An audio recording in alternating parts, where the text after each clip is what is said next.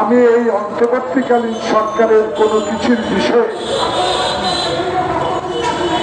বিমত পোষণ করি না, কিন্তু কিছু কিছু বিষয়ে আমার বিমত পোষণ করতেই হয়। কারণ 16টি বছর যারা সংবাদপত্রে স্বাধীনভাবে লিখতে পারেন নাই,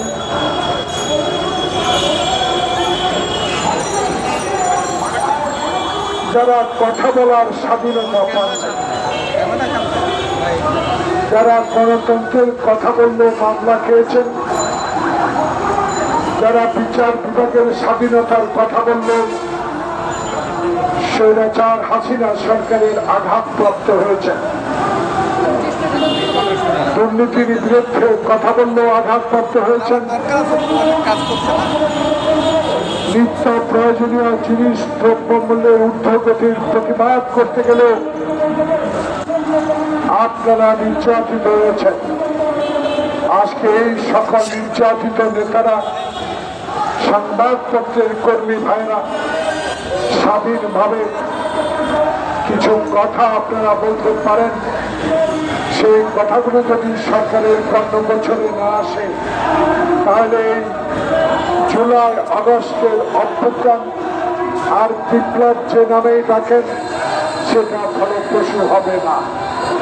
তাই আজকে ইন্টেরিয়াম গভর্নমেন্টের প্রধান, যিনি নোবেল প্রাপ্ত বিজয়ী, সারা বিশ্বের কাছে যিনি অত্যন্ত জনপ্রিয় একজন ব্যক্তি, তার কাছে আজকের এই ক্ষুদ্র পরিষদ থেকে আমি কয়েকটা কথা বলে বক্তব্য শেষ করছি। আপনি লিখেন জুলাই আগস্টের ইশতেহার লিখেন, আন্দোলনের কথা বলেন, আমাদের কোনো কিছু আসে যায় না, বরং আমরা এটাকে সমর্থন করি।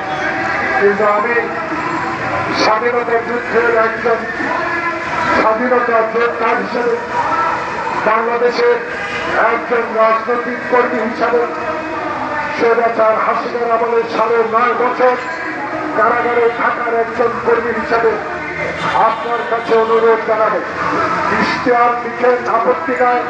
এই ইশতেহারে 47 সালের উন্নয়নের বিরোধী 71-এর স্বাধীনতার কথার সাথে সাথে স্বৈরাচার বিরোধী আন্দোলনে বাংলাদেশ জাতীয়তাবাদী দলের ভারপ্রাপ্ত চেয়ারম্যান নির্দেশে যে আন্দোলনগুলো হয়েছে, এবং তার আগে বাংলাদেশের প্রধান মহিলা প্রধানমন্ত্রী বেগম খালেদা জিয়া যে স্বৈরাচার বিরোধী আন্দোলন করে আপসহীন নেতৃত্ব লাভ করেছেন, সেই ডাক্তার মিলনের অত্যধিক কথাও সেখানে লিখতে হবে।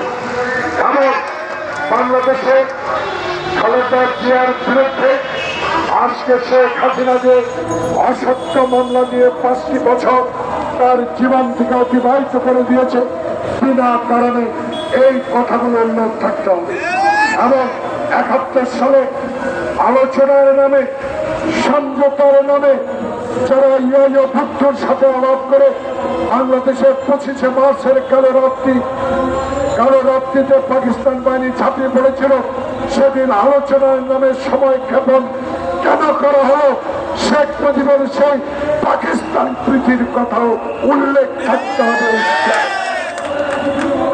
মাননীয় প্রধান উপদেষ্টা, আপনাকে আমরা সম্মান জানাবো। আপনার উপদেষ্টারা অত্যন্ত